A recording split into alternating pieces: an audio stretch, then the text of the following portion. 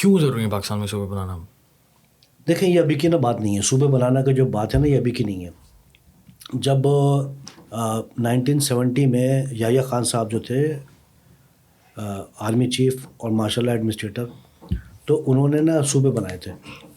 انہوں نے یہ جو 4 صوبے تھے، پنجاب اور صوبہ سرحد تھا NWFP کہلاتا تھا، اس کو سندھ کو، اور بلوچستان کی کوئی اسمبلی نہیں تھی، کمشنری صوبہ تھا، تو اس کو صوبہ بنایا تھا.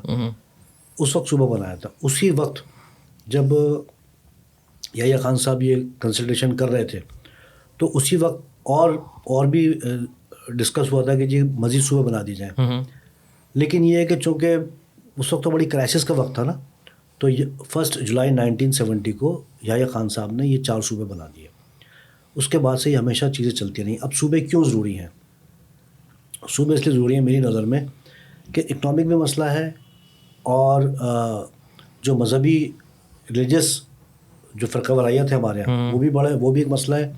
لیکن صوبے ضروری اس لیے کہ اگر جب تک ہم صوبے نہیں بناتے تو آپ ہے نا گڈ گورننس کر ہی نہیں سکتے. آپ گڈ گورننس، اور سب سے بڑی بات ہے کہ جو صوبے ہیں وہ کسی کو جواب دیں، اور اگر وہ جواب دہ نہیں ہے تو یہ تو بڑا خطرناک سائن ہے.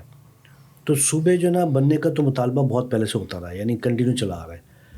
اب اس وقت جو نا یہ جو اس وقت سچویشن ہے پاکستان کی موجودہ صورتحال میں، اس میں جو نا میری نظر میں تو پاکستان ایک ایسے سٹیج پہ کھڑا ہوا ہے کہ خاکم بدان کچھ بھی ہو سکتا ہے. کیونکہ جب میں نے کہا نا کہ یہ میں جب 50 سال پہلے کی چیزیں نکال کے دیکھتا ہوں اور آج کے حالات دیکھتا ہوں، اور پاکستان بننے سے پہلے دیکھیں نا مسلم لیگ نے بھی سیپریشن کی نا، یعنی مسلم لیگ بھی ایک سمجھے ایک سیپریٹڈ گروپ تھا نا انڈیا سے. اس وقت مسلم لیگ کے رہنما کیا بیان دے رہا ہے میں وہ بھی دیکھتا ہوں میں، اور مشرقی پاکستان کے رہنما کیا بیان دے رہا ہے میں وہ بھی دیکھتا ہوں میں، اور آج کے رہنما جو بیان دے رہا ہے میں وہ بھی دیکھتا ہوں میں. تو مجھے تو اس میں سملرٹی نظر آتی ہے.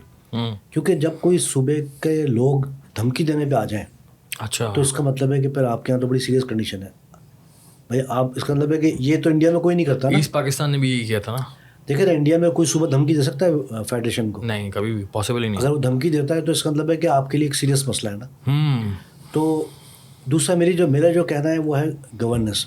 گورننس سے بات جو ہے نا وہ یہ کہ پنجاب ہمارا بہت بڑا صوبہ ہے. ہم ایران کی باتیں کرتے ہیں، ٹرکی کی باتیں کرتے ہیں کہ ایران میں اتنے صوبے، ٹرکی میں اتنے صوبے، فلاں جگہ اتنے صوبے. تو ان لوگوں نے صوبے بنائے ہوئے ہیں دیگر ممالک نے نا. پاکستان سے آدھی آبادی ہے کسی کی 1/3 آبادی ہے. اور ڈینمارک میں 6 صوبے ہیں، فن لینڈ میں 19 صوبے ہیں. ہاں، تو ان لوگوں نے صوبے بنائے ہوئے، اور پاکستان میں اس وقت بنانا بہت ضروری ہے صوبے. اور اگر تفصیل ہو تو پھر میں اس کی اور مزید تفصیل بتاؤں پلیز.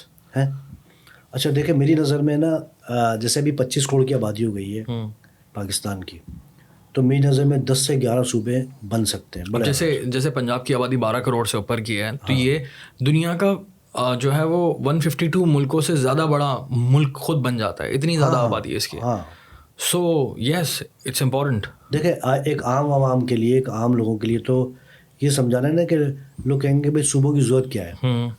تو صوبے کی ضرورت اس حوالے سے مثال کے طور پہ اگر ہم پہلے پنجاب کی بات کریں کہ پنجاب میں ہم نے گھوما ہے، دیکھا ہے، سب کچھ دیکھا ہے. تو پنجاب میں بڑے دور دور فاصلے ہیں. یعنی اگر آپ چلیں، ابھی تو موٹر وے بن گیا 10-20 سال 22-24 سال پہلے، لیکن پہلے پنڈی سے لاہور جانا ایک مسئلہ ہوتا تھا. تو اب اتنی دور ایک آپ کا پروونشل کیپٹل ہو، یا اگر کوئی ساہیوال میں تو اس کے لیے اتنی دور پروونشل کیپٹل ہو. اسی طرح سے بلوچستان میں بھی اگر کوئی گوادر میں بیٹھا ہوا ہے تو اس کو کوئٹہ آنا پڑے گا. کسی بھی دیکھیں کوئی بھی عوام پہلے ہوتا ہے کیا، کوئی بھی عوام کے جو مسائل ہیں اور ان کا کوئی ایسا کام ہے جو صوبائی گورنمنٹ سے، مثال کے طور پہ اساتذہ کی ہڑتال ہے، مثال کے طور پہ کسانوں کا کوئی مسئلہ ہے، یا کوئی بھی ہے. اب وہ تو بیچارہ اپنی کوئی بات پہنچا نہیں سکتا چیف منسٹر کے پاس، پہنچا ہی نہیں سکتا. وہ تو پہلے ٹریکٹر ارینج کرے، گاڑی ارینج کرے، تو پھر وہ لاہور پہنچے گا. اور تھر میں جو لوگ بیٹھے ہوئے ہیں ان کو اتنا دور سے ٹریول کر کے کراچی آنا پڑے اپنے اس کام کے لیے. آ ہی نہیں پاتے نا. یہ تو کرا ہوا اس لیے کہ نہ کوئی آئے گا نہ کچھ سنیں گے.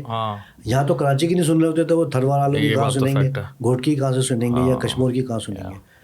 تو سب سے بڑا مسئلہ ہے کہ میری نظر میں اگر پنجاب ہے تو سجیشن ہے، ظاہر بات ہے ہم بیٹھے ہوئے باتیں کر رہے ہیں، اور ہم باتیں وہ کر رہے ہیں کہ جو انوکھی باتیں نہیں ہیں، اور نہ کوئی پاکستان یا پاکستان کے صوبے کوئی آسمان سے اترے ہوئے ہیں کہ اس میں کوئی تبدیلی نہیں ہو سکتی. ہم انڈیا کی بھی بات کر لیں گے کہ انڈیا میں کیا ہوا ہے.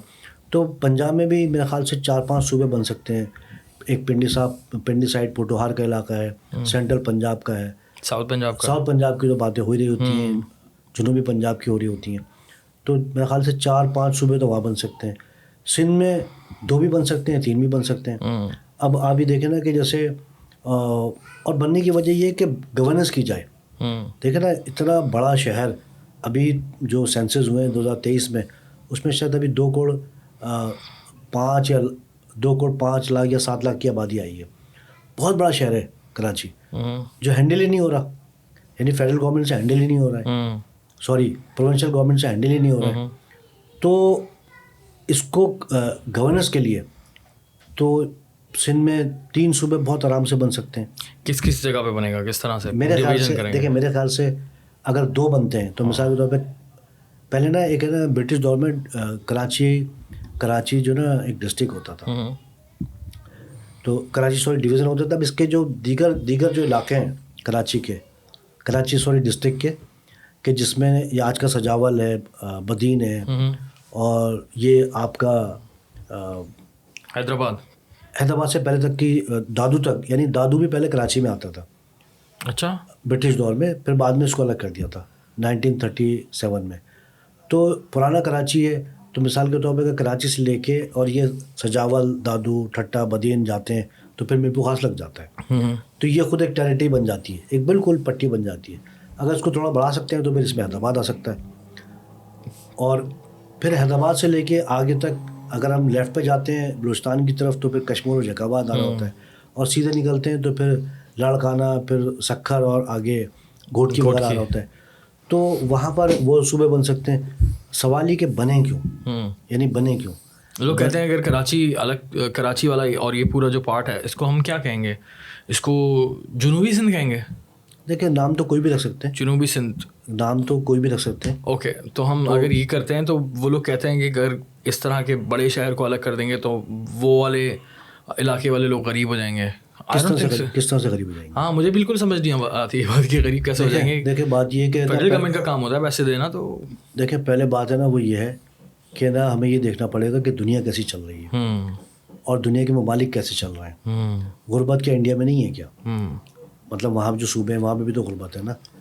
اور یہی بات ہو گئی نا کہ اگر کوئی یہ جو آرگومنٹ ہے کہ جی وہ علاقے اگر غریب ہو جائیں گے تو NFC مل رہا ہوتا ہے. NFC ایوارڈ جو ملتا ہے وہ پاپولیشن کی بیس پہ ملتا ہے. ٹھیک ہے, تو جتنی بھی کوئی آبادی الگ ہوگی تو اس کو تو NFC مل رہا ہوگا, تو NFC سے وہ چلائیں گے. پھر وہاں لوکل کوئی نہ کوئی, دیکھیں نا اتنے آج 70, 72, 75 سال ہو گئے